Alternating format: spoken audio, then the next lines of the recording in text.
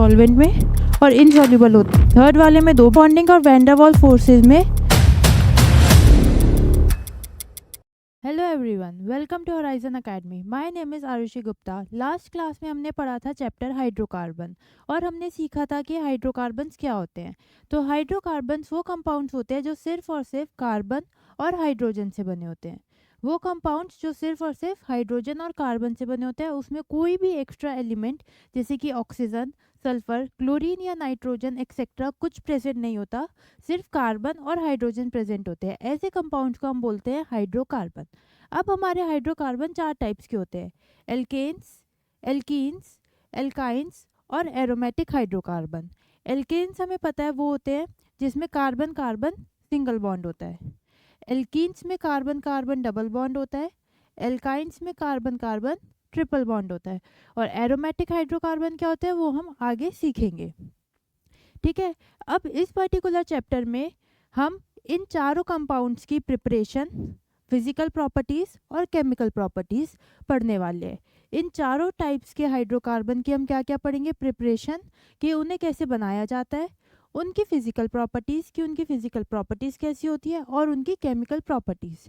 या तो आप इसे केमिकल प्रॉपर्टीज़ बोल सकते हो या फिर केमिकल रिएक्शन कह सकते हो कि वो कौन कौन सी केमिकल रिएक्शन दिखाती है, किस किस रिएजेंट के साथ रिएक्ट करती है, किस के साथ रिएक्ट नहीं करती है।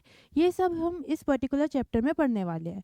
अब लास्ट क्लास में हमने देखा था preparation of alkanes. Last class में हमने पढ़ा था प्रिपरेशन ऑफ एल्केन्स। इस वाली क्लास में हम पढ़ने वाले हैं फिजिकल प्रॉपर्टीज ऑफ एल्केन्स। तो स्टार्ट करते हैं आज की class. Physical properties of alkanes. पहला पॉइंट है कि ये नॉन पोलर होते हैं। नॉन पोलर मतलब डाइपोल मूवमेंट ज़ीरो होता है।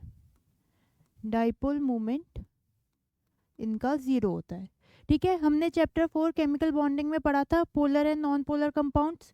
पोलर कंपाउंड्स वो होते हैं जिनका डाइपोल मूवमेंट ज़ीरो नहीं होता, और नॉन पोलर वो होते हैं जिनका डाइपोल मूवमेंट ज़ीरो होता है। तो एल्केन्स के केस में हर एल्केन नॉन पोलर होता है। यूजुअली हर एल्केन नॉन पोलर होता है। अगर हम एग्जाम्पल ले CH4 का, CH4 की ज्योमेट्री टेट्राहेड्रल होगी जो इस तरह से होगी, और इसका जो डाइपोल मोमेंट होता है वो ज़ीरो होता है। ये हमने सीखा था केमिकल बॉन्डिंग वाले चैप्टर में भी। इसमें डाइपोल मोमेंट इस तरह होगा,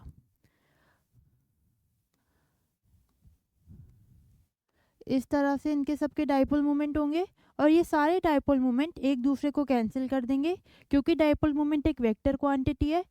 जैसे फोर्स, एक फोर्स इधर से लग रहा है और एक फोर्स इधर से लग रहा है, ये भी 5 न्यूटन का है, ये भी 5 न्यूटन का है, तो नेट फोर्स कितना हुआ?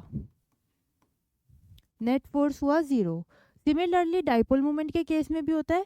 अगर इक्वल मैग्नीट्यूड के फोर्स ऑपोजिट डायरेक्शन में आते हैं तो उनका डाइपोल मोमेंट कैंसिल हो जाता है और ओवरऑल डाइपोल मोमेंट 0 हो जाता है। तो हर एल्केन के केस में डाइपोल मोमेंट 0 होता है। अगर हम बात करें इथेन की, CH3, तो इसके केस में भी डाइपोल मोमेंट जो है वो 0 आएगा। इस तरह से होगा ये, और जितने भी डाइपोल मोमेंट्स होंगे वो सब एक दूसरे को कैंसिल कर देंगे और डाइपोल मोमेंट 0 आएगा। तो हमारे जो एल्केन्स होते हैं वो नॉन पोलर कंपाउंड्स होते हैं, उनका डाइपोल मोमेंट 0 होता है। ये थी पहली फिजिकल प्रॉपर्टी।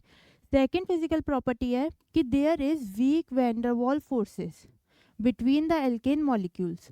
अगर मेरे पास 2 CH4 यूनिट्स हैं और मैं इसमें पूछूं कि इनके बीच में कौन सा फोर्स ऑफ अट्रैक्शन है, तो आप बोलोगे कि इनके बीच में van der Waals forces of attraction है। आपको याद है हमने फोर्सेस ऑफ अट्रैक्शन पढ़े थे, हमने चैप्टर 4 में फोर्सेस ऑफ अट्रैक्शन पढ़े थे।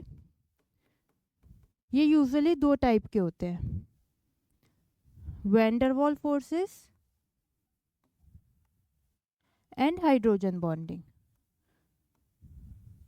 ठीक है, हाइड्रोजन बॉन्डिंग होती है जहाँ हाइड्रोजन हो और FON में से कोई एक कंपाउंड हो। हाइड्रोजन और फोन के बीच में हाइड्रोजन बॉन्डिंग होती है। फोन मतलब FO और N, उसको हम शॉर्ट फॉर्म में फोन बोलते हैं। और वैन डर वाल्स फोर्सेस होती हैं नॉन पोलर मॉलिक्यूल्स के बीच में। वैन डर वाल्स फोर्सेस होती हैं नॉन पोलर मॉलिक्यूल्स के केस में। अब क्योंकि हमारा एल्केन नॉन पोलर मॉलिक्यूल है, इसलिए दो एल्केन मॉलिक्यूल्स के बीच में हमें कौन सी फोर्सेस ऑफ अट्रैक्शन मिलेंगी? वैन डर वाल फोर्सेस। अगर मैं आपसे पूछूं एक मीथेन ये है, एक मीथेन ये है, इन दोनों के बीच में कौन सी फोर्सेस ऑफ अट्रैक्शन होगी? तो आप बोलोगे वैन डर वाल फोर्स ऑफ अट्रैक्शन होगी। या फिर अगर दो इथेन यूनिट्स हैं, एक इथेन यहाँ पर है, एक इथेन यहाँ पर है, इन दोनों इथेन के बीच में कौन सी फोर्स ऑफ अट्रैक्शन होगी? तो इनके बीच में होगी वैन डर वाल फोर्सेस ऑफ अट्रैक्शन। अब हाइड्रोजन बॉन्डिंग और वैन डर वाल फोर्सेस में वैन डर वाल वीक होती है और हाइड्रोजन बॉन्डिंग स्ट्रांग होती है, तो इसलिए हम इसको बोलते हैं कि वीक वैन डर वाल फोर्सेस। क्यों? क्योंकि वैन डर वाल फोर्सेस वीक होती है और हाइड्रोजन बॉन्डिंग स्ट्रांग होती है।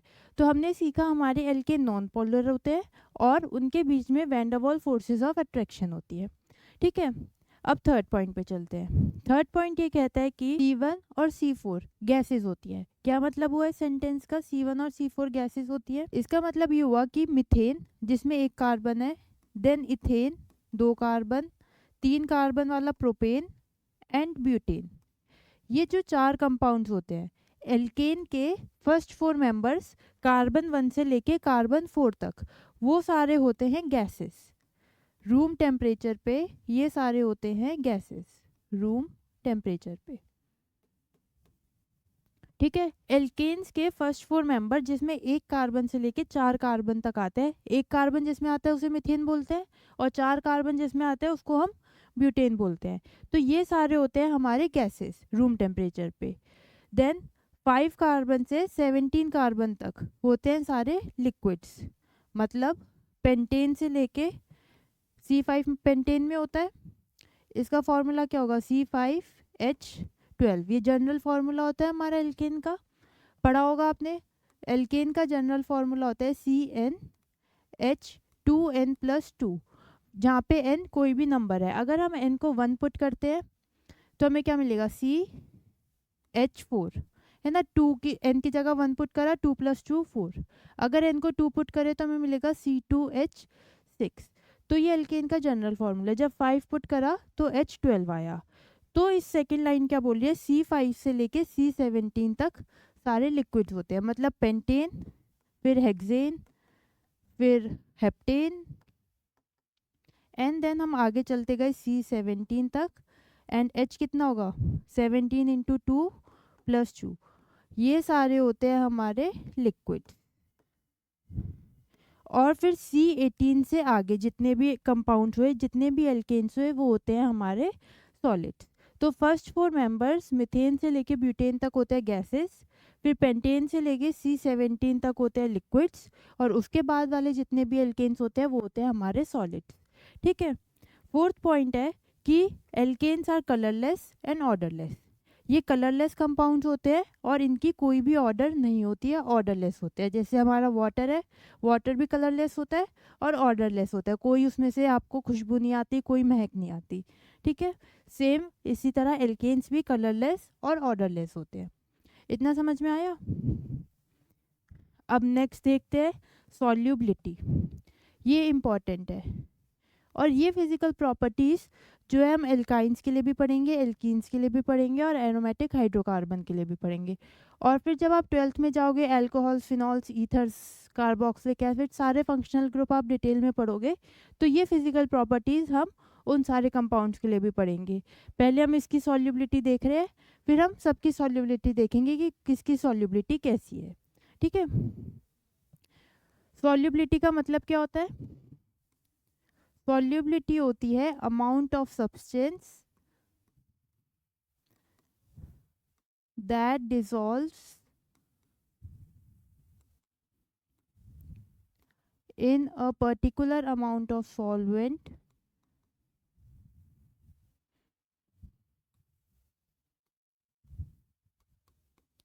at a particular temperature.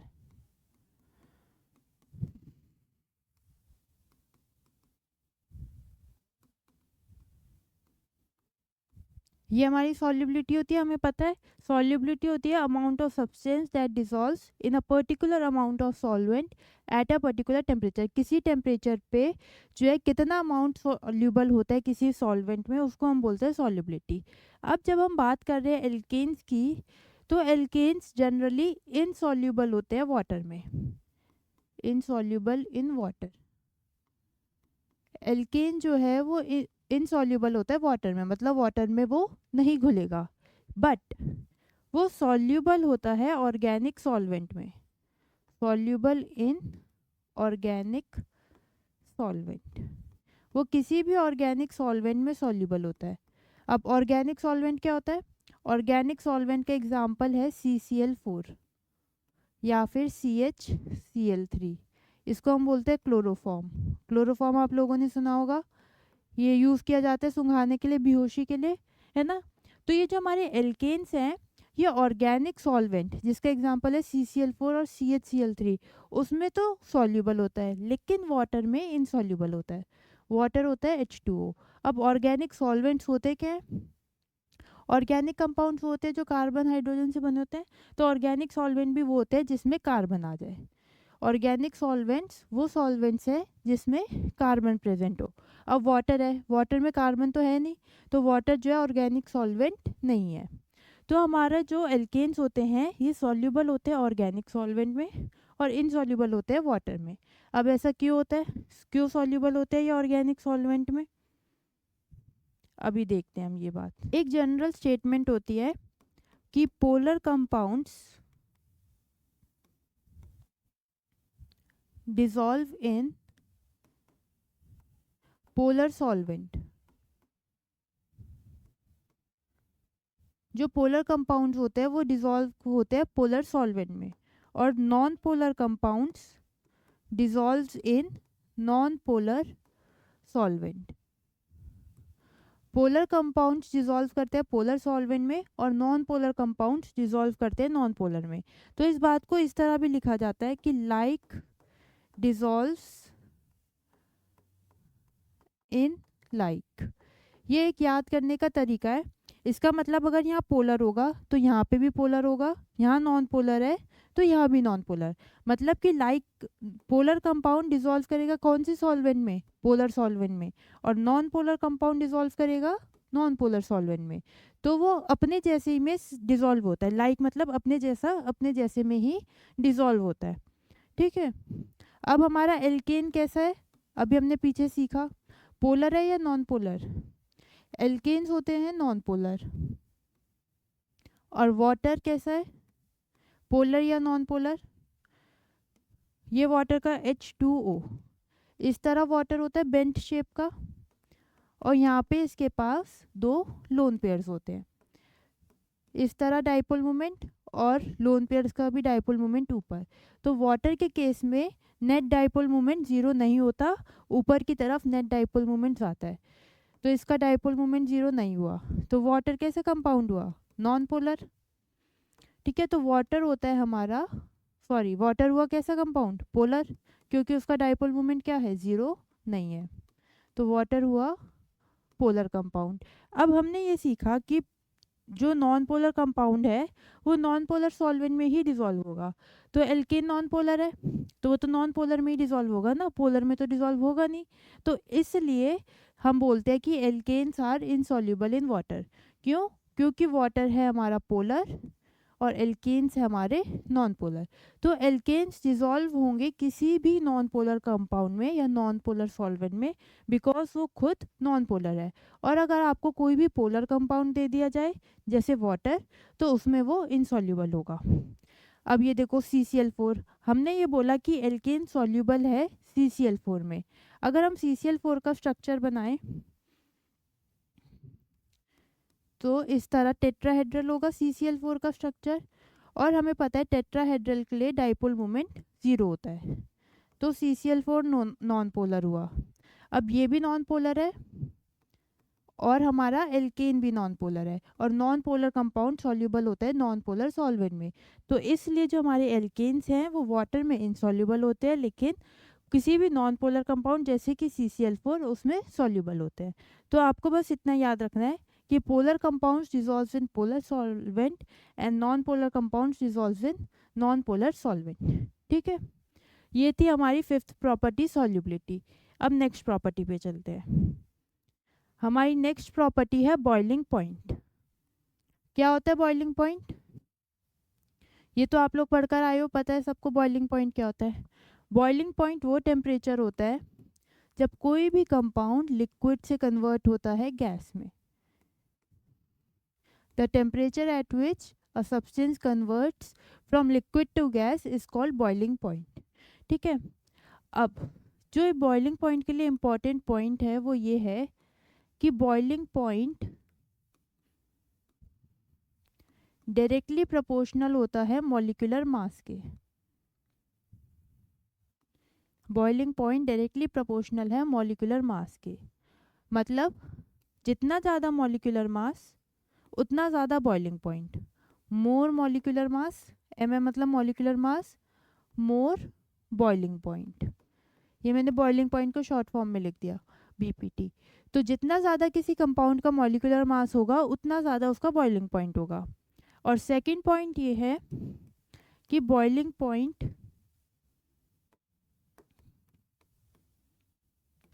Is inversely proportional to branching. Branching के इन्वर्सली प्रोपोर्शनल होता है। अब ब्रांचिंग क्या होती है ये भी हम देखते हैं। जितनी ज़्यादा ब्रांचिंग होगी उतना कम बॉइलिंग पॉइंट होगा। इन्वर्सली प्रोपोर्शनल का मतलब यही होता है ना, एक चीज़ बढ़ेगी तो दूसरी कम होगी और एक चीज़ कम होगी तो दूसरी बढ़ेगी। तो यहाँ पे ये इन्वर्सली प्रोपोर्शनल है। जैसे जैसे ब्रांचिंग बढ़ेगी बॉइलिंग पॉइंट कम होता चला जाएगा। लेकिन बॉइलिंग पॉइंट मॉलिक्यूलर मास के डायरेक्टली प्रोपोर्शनल है। जैसे जैसे मास बढ़ेगा बॉइलिंग पॉइंट बढ़ेगा। अब इसे हम एक क्वेश्चन से समझते हैं। सपोज मैंने आपको दे दिया मीथेन और ethane. Ethane is CH3 and CH3 और मैंने पूछा कि दोनों में से बॉइलिंग पॉइंट किसका ज़्यादा है, इथेन का या मीथेन का। तो अब आप कैसे बताओगे किसका ज़्यादा है? हमने क्या देखा कि बॉइलिंग पॉइंट डायरेक्टली प्रोपोर्शनल होता है मॉलिक्यूलर मास के। किसी का जितना ज़्यादा मॉलिक्यूलर मास होगा उतना ज़्यादा बॉइलिंग पॉइंट होगा। इसका मॉलिक्यूलर मास कितना है? कार्बन के लिए 12, हाइड्रोजन का 1 और 4 बार हाइड्रोजन से कितना हो गया 16 ग्राम्स। और इसका मॉलिक्यूलर मास निकालो। 2 बार कार्बन है 12 इंटू 2 प्लस 6 बार हाइड्रोजन 6 इंटू 1 24 प्लस 6 30। तो एक है 16 ग्राम एक है 30 ग्राम। क्योंकि इथेन का मॉलिक्यूलर मास ज़्यादा है उसका बॉइलिंग पॉइंट ज़्यादा होगा। तो अगर कोई आपसे पूछे मिथेन और इथेन में किसका ज़्यादा है तो आप बोलोगे ethane has more boiling point. समझ में आया? अगर मैं आपसे पूछूं कि मिथेन, इथेन और प्रोपेन इनको अरेंज करना है increasing order of boiling point में, जिसका ज़्यादा की बॉइलिंग पॉइंट के इंक्रीजिंग ऑर्डर में अरेंज करना है। जिसका बॉइलिंग पॉइंट कम है उसको पहले और जिसका ज़्यादा है उसको बाद में। तो कैसे करोगे? आप पहले सबका मॉलिक्यूलर मास कैलकुलेट करोगे। ये CH4, ये CH3 और प्रोपेन होता है CH3 CH2 CH3। ठीक है, इतना हमें पता है। अब आप इनका मॉलिक्यूलर मास अगर एग्जैक्ट नहीं भी निकालो रफ से भी काम चल जाएगा। इसमें एक कार्बन दिख रहा है, इसमें 2 कार्बन और इसमें 3 कार्बन। ऑब्वियसली प्रोपेन का सबसे ज़्यादा होगा। अगर आप कैलकुलेट करके देखना चाहते हो तो आप वो भी कर सकते हो। इसका भी हमने निकाला 16, हमने इसका निकाला अभी ऊपर 30 और इसका निकाल लेंगे। 3 कार्बन है तो 12 इंटू 3 प्लस हाइड्रोजन काउंट करो 3 प्लस 3 और 2 कितने हो गए 6 और 2 8। हाइड्रोजन का मास होता है 1। टोटल कितना आ जाएगा 12 3 सा 36 प्लस 8 विच इज़ 44। तो प्रोपेन का मॉलिक्यूलर मास सबसे ज़्यादा है तो उसका बॉइलिंग पॉइंट सबसे ज़्यादा। तो हमें बॉइलिंग पॉइंट के इंक्रीजिंग ऑर्डर में लगाना था। तो मीथेन का सबसे कम होगा और उससे ज़्यादा इथेन का और सबसे ज़्यादा प्रोपेन का होगा बॉइलिंग पॉइंट। अगर आप एग्जैक्ट मास नहीं भी निकालो तो भी चलेगा, हमें बस रफ आइडिया देखना है कि किसका मॉलिक्यूलर मास ज़्यादा होगा। जब हमें प्रोपेन में 3 कार्बन दिख रहे हैं और 6 कितने हाइड्रोजन 8 हाइड्रोजन दिख रहे हैं तो सबसे ज़्यादा मास इसी का होगा। तो सबसे ज़्यादा बॉइलिंग पॉइंट प्रोपेन का, उससे कम इथेन का और सबसे कम मीथेन का। तो समझ में आया? बॉइलिंग पॉइंट डायरेक्टली प्रोपोर्शनल होता है मॉलिक्यूलर मास के। जितना ज़्यादा मॉलिक्यूलर मास उतना ज़्यादा बॉइलिंग पॉइंट। अब नेक्स्ट आगे देखते हैं। तो हमें इस चीज़ से एक बात पता चली कि मीथेन इथेन, प्रोपेन, ब्यूटेन, ये सारे एक एक हमने कार्बन एटम्स बढ़ा दिए। इसको हम होमोलॉगस सीरीज भी बोलते हैं। ठीक है, एक एक कार्बन एटम बढ़ता जा रहा है। तो अगर इसमें सबसे ज़्यादा मास पूछा जाए, सबसे ज़्यादा बॉइलिंग पॉइंट पूछा जाए तो किसका होगा? इसका। इसका होगा मैक्सिमम बॉइलिंग पॉइंट। तो जैसे जैसे हम नीचे जा रहे हैं बॉइलिंग पॉइंट इंक्रीज करता जा रहा है। मीथेन का सबसे कम, फिर इथेन, प्रोपेन, ब्यूटेन, पेंटेन का उससे ज़्यादा। पेंटेन के बाद क्या आएगा? Hexane, heptane. तो जैसे जैसे नीचे जा रहे हैं बॉइलिंग पॉइंट इंक्रीज होता जा रहा है। फॉर एग्जांपल, अगर ये 10 डिग्री सेल्सियस पे गैस बन जाता है तो ये जो है 50 डिग्री सेल्सियस पे गैस बनेगा। यही मतलब होता है बॉइलिंग पॉइंट का, कि टेम्परेचर जिस पे वो लिक्विड से गैस बन जाए। अब मीथेन का बॉइलिंग पॉइंट बहुत कम है, इसका मतलब वो बहुत जल्दी गैस बन जाएगा। ये सिर्फ एक रफ अप्रॉक्सीमेट आइडिया कि वो सपोज 10 डिग्री पे बन जा रहा है गैस, तो ये 50 डिग्री सेल्सियस पे गैस बनेगा। तो अब आपको याद है, अभी हमने थोड़ी देर पहले ये पढ़ा था कि जो फर्स्ट 4 मेंबर्स होते हैं एल्केन्स के, ये गैसेस होती हैं। ये गैसेस होती हैं रूम टेम्परेचर पे। तो अब पता चला क्यों होती है वो गैसेस रूम टेम्परेचर पे, क्योंकि इनका मास बहुत कम है। अब मास कम है तो इनका बॉइलिंग पॉइंट कम है। बॉइलिंग पॉइंट कम है तो वो बहुत कम टेम्परेचर पे गैस बन जाती है, मतलब रूम टेम्परेचर से पहले ही वो गैस बन जाती है। इसलिए ये चारों जो हमारे फर्स्ट 4 मेंबर्स हैं वो गैसेस होती हैं। फिर इसके नीचे वाली लिक्विड्स होती हैं, क्योंकि इनका मॉलिक्यूलर मास बढ़ गया। और जो C18 के बाद वाले कंपाउंड्स होते हैं ये सॉलिड्स होते हैं, क्योंकि इनका मॉलिक्यूलर मास बहुत ज़्यादा है। तो ये हाई टेम्परेचर पे बॉईल करते हैं, जो है रूम टेम्परेचर पे बॉईल नहीं करते। ठीक है, अब नेक्स्ट देखते हैं। सपोज आपको मैंने 3 कंपाउंड्स दिए, एक है पेंटेन, एक है 2 मिथाइल ब्यूटेन, और एक है 2,2 डाई मिथाइल प्रोपेन। इन तीनों को आपको अरेंज करना है in increasing order of boiling point. Arrange in increasing order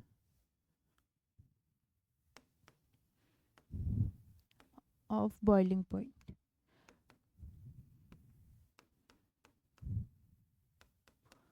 अब करके दिखाओ कैसे करोगे ये। अगर हम पेंटेन का स्ट्रक्चर बनाएं, क्या होगा? Pentane 5 carbon atoms straight line में, एंड देन हम हाइड्रोजन ऐड कर देंगे। इस पे 3 हाइड्रोजन्स आएंगे, इस पे 2 हाइड्रोजन्स, इस पे 2 हाइड्रोजन्स, इस पे 2 हाइड्रोजन्स, एंड इस पे 3 हाइड्रोजन। ये पेंटेन हो गया। सेकंड हमें बनाना है 2 मिथाइल ब्यूटेन। 2 मिथाइल ब्यूटेन का कैसा होगा स्ट्रक्चर? 1 2 3 4, ऐसे 4 कार्बन बनाए, ब्यूटेन मतलब 4। और सेकंड पोजीशन पे मिथाइल ग्रुप है 1 2 3 4, तो हमने सेकंड पोजीशन पे CH3 लगा दिया। ठीक है, ये नंबरिंग हटा देते हैं। अब बाकी हम क्या करेंगे? हाइड्रोजन से ऐड कर देंगे। हमें पता है एक कार्बन जो है, हमें पता है एक कार्बन जो है 4 बॉन्ड्स बनाता है। इसने एक बॉन्ड ऑलरेडी बना दिया, तो 3 हाइड्रोजन्स।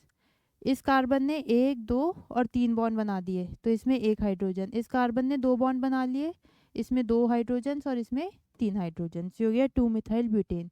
नेक्स्ट हमें बनाना है 2,2 डाईमिथाइल प्रोपेन।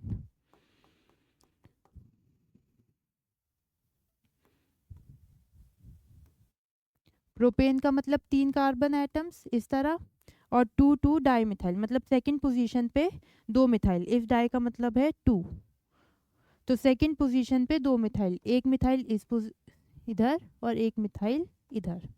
ठीक है, इधर हमने 3 हाइड्रोजन लगा दिए, इधर हमने 3 हाइड्रोजन लगा दिए।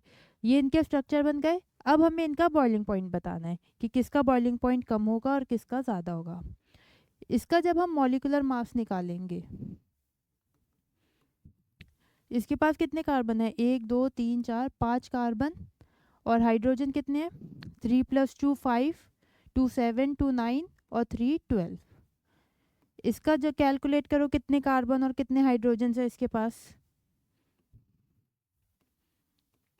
जब आप कैलकुलेट करोगे तो आपको मिलेगा कि इसके पास भी C5H12 है, और इसके अंदर कैलकुलेट करो कितने कार्बन और कितने हाइड्रोजन्स हैं। जब आपने कैलकुलेट करा होगा तो आपको मिलेगा कि इसमें भी C5H12 है। अब क्योंकि सब में C5H12 है तो सबका मॉलिक्यूलर मास सेम होगा, सबका मॉलिक्यूलर मास सेम होगा। ठीक है, तो क्या अब इनका बॉइलिंग पॉइंट भी सेम होगा? क्योंकि अभी हमने देखा जैसे जैसे मॉलिक्यूलर मास बढ़ता है बॉइलिंग पॉइंट बढ़ता है। ठीक है, अब इन सबका मॉलिक्यूलर मास तो सेम आ रहा है। अब बारी आती है कि बॉइलिंग पॉइंट। तो अभी हमने पीछे सीखा कि बॉइलिंग पॉइंट